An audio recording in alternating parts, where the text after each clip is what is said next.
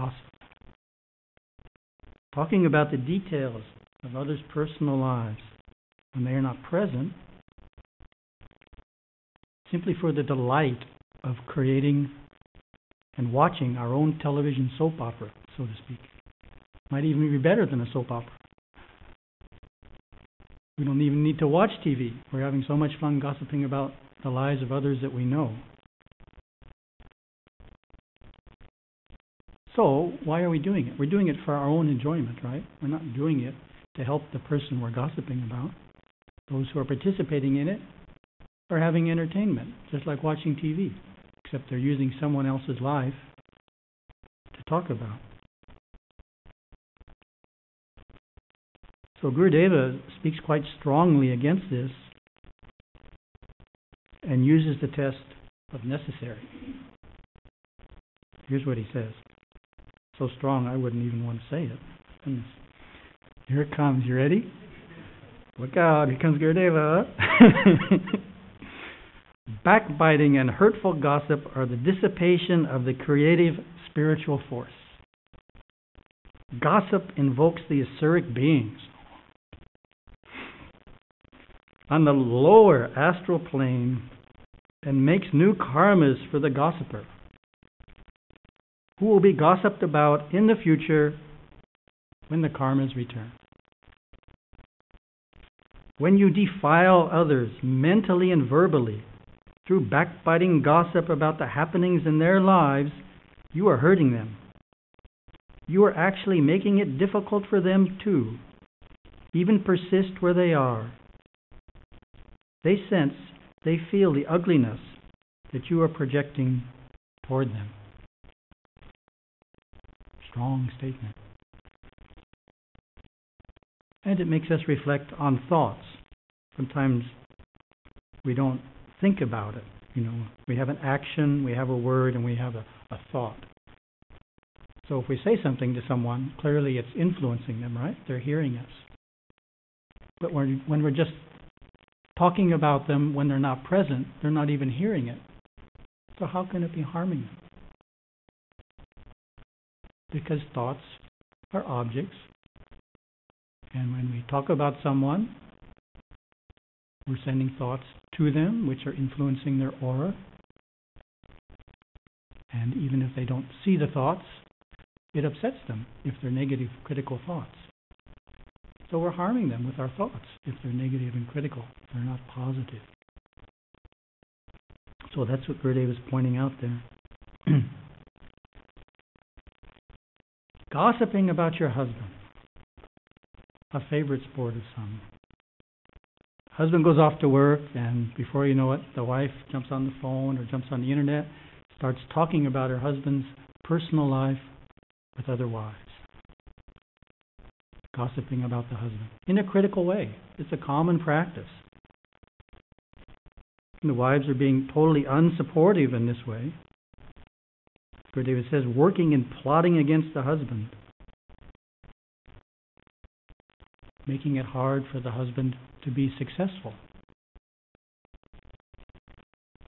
So this gets into the area of, is it necessary?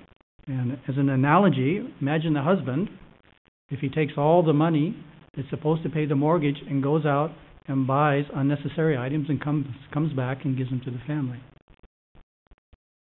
And what's the wife going to think? The husband has wasted important resources of the family. Here he's taken the money that's supposed to pay the mortgage and spend it on things that we really don't need. Of course, that hurts the family if that were to happen. But the wife who participates in significant gossiping is taking the energy. This is a point Gurudeva makes. Taking the vital spiritual energy of the family and dissipating it. Just like the analogy of the husband spending money, the wife is dissipating energy,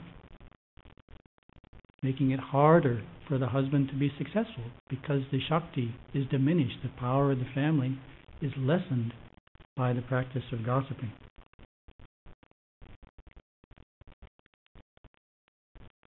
So gossiping, of course, fails the three tests of kind, helpful, and necessary. Nails all three. So to be fair, we need to talk about the husbands too. Husbands don't gossip, but they tease their wives. They're critical of their wives through teasing them about shortcomings. So, the husband is constantly harping on certain shortcomings in the wife, the way she looks, how much she does at home, the housework, the cooking, whatever. If he's constantly teasing about things, his wife can't be happy. It impacts her, lessens her happiness. So the husband needs to restrain himself too and control his speech. Last but not least, backbiting. Someone leaves the room and before you know it, we're talking about everything he did wrong, all his faults. Backbiting. It's a strong human trait. It's in the Tirukkural too, which I'll read in a minute. It's so much easier to find and talk about the faults in others than it is to look at our own faults. Because if we look at our own faults, we'll realize we should change them. So it's like we're looking the wrong direction on purpose.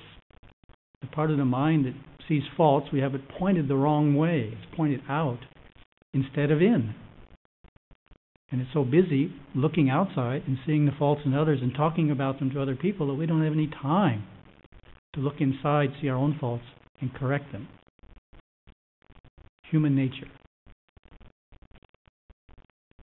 But part of human nature we want to overcome. So the Chorale says, if men perceived their own faults as they do the faults of others, could misfortune ever come to them? Obviously not, because they're so aware of themselves and what they're doing.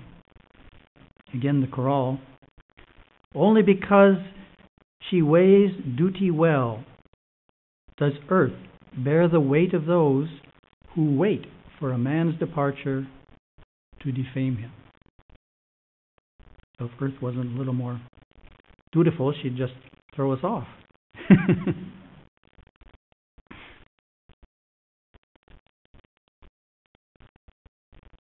So, when it comes to faults, a good rule of thumb is, unless we're responsible for someone, like a parent is to a child, or supervisor is to his staff,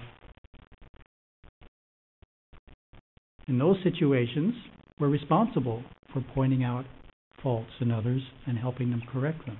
But unless it's a situation like that, we should let other people correct their own faults. We've got enough faults in ourselves. If we stop looking at others' faults, and we'll see them, and focus our energy on correcting them. So in summary, remember the test. Speak only that which is true, kind, helpful.